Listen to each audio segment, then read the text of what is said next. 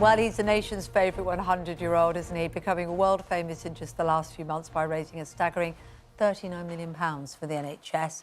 And apart from countless media appearances and topping the charts, Captain Sir Tom Moore, who else could I be talking about, has now written a book about his life, which is out today. Yeah, I can't wait to read it. In an incredible interview on Piers' life stories, Captain Sir Tom talked of his optimistic spirit, which helped inspire the nation during the difficult times of the pandemic. Captain Sir Tom and his daughter Hannah, who's always alongside him, joins us now. Good to see both of you this morning.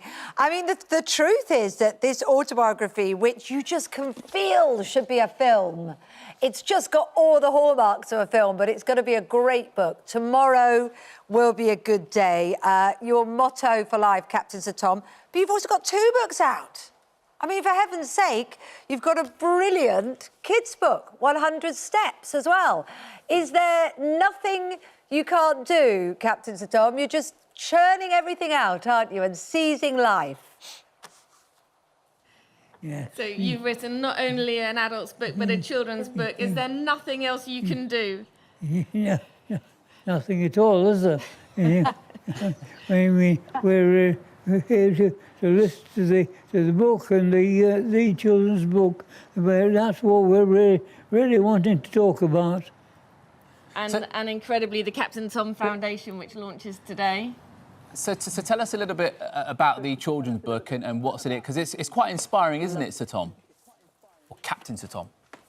So would you like to talk about the children's book, or shall I talk about the children's book? Well, I think we'd like to talk about the children's book because I think it really is a delightful little book that is meant for children. It really opens quite openly, and as you open each page, there it tells us all about what goes on in the books, the children's book. It goes on page after page, having such a lovely little story. I think it really is a delightful little book for children, and I hope they're all going to have a really good look at it because it really is. Turns out. Really is for children.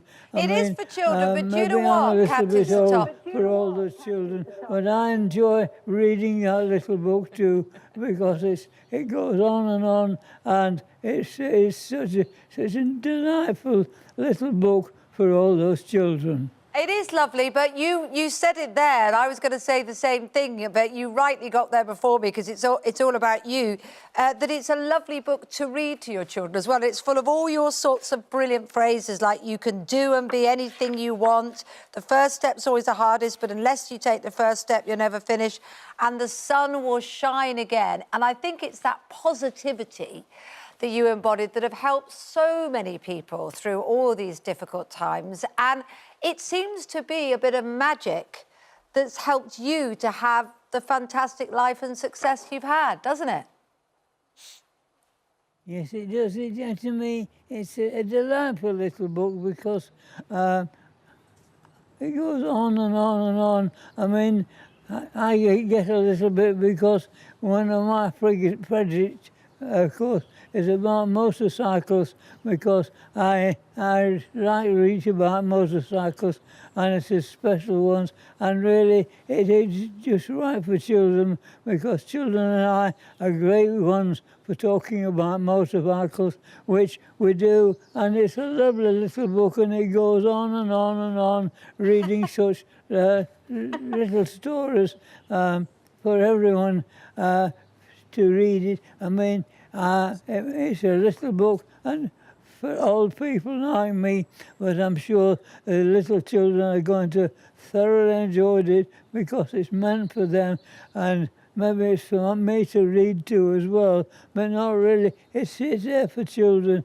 and I can read it because I think it's a lovely little book because you all know, I know all about motorcycles, and they too will show how those little motorbikes go on and tell the little stories, and all those children will start it and then going to enjoy it. I'm absolutely sure they are. Hannah, The autobiography is also out today. Now, your father said that when he was writing the autobiography, which he had help with, he started to remember things that he forgot. So just tell us a couple of things that suddenly sprung to mind. Yeah, well, I think that having the joy of being able to look back at your life is an extraordinary experience. And he said he just kept remembering small details, little things about, you know, the houses that he lived in, going out onto the moors with his dogs, and just recalling events in his life that has played out through that whole book of 100 years. So I think he somewhat surprised himself. But it's an extraordinary thing because it brings to life all of the highs and lows. I think oftentimes everyone sees the person as the finished article, and de facto that's who they are. But what you see is the resilience and the determination and some of the loss and bereavement that happened throughout those years. And yet what you have today is this resilient, positive person. You must be incredibly proud of your father. He's raised an astonishing amount of money for charity. I mean, what next for him? A holiday, maybe?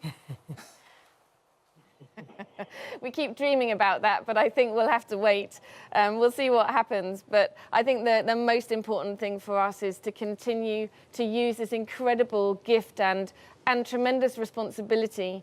We've been, you know, given the window on the world, and we want to just stand together to continue to do powerfully good things, and we need everyone's help to continue to do that, but we really believe that we can.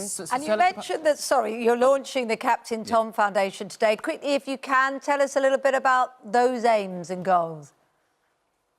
So inspiring hope where it's needed most, and supporting loss, loneliness, bereavement, and education and equality. Well, fantastic. Always brilliant to see you both, and a gorgeous sunny garden there. Wonderful to see you this morning. Good luck with whatever you do next, which we can't imagine. Oh, very quickly, do you know who you'd like to play you in a film? If they do make a movie? Yeah. My father? Yes, yeah. Who would you like, if there's a film, who would you like to play you? I really don't know. I would like somebody, but... Michael Caine, David Beckham. Yeah, well, I think that... David Beckham. David Beckham's the favourite. He looks Good the choice, likely sort of person. He looks a very nice person. I mean, and he's quite young and quite young and good looking, so you're happy with him? Yeah, yes, he's whenever you see him, he moves about so well. He's a person who looks as though he's alive all the time, and his first reading, because he is a young person, and really to me he looks very well in all the things that he does. Stand by David. I think David reckon sounds perfect. And I think that could be David a would be possibility. delighted to play you as well. So fantastic.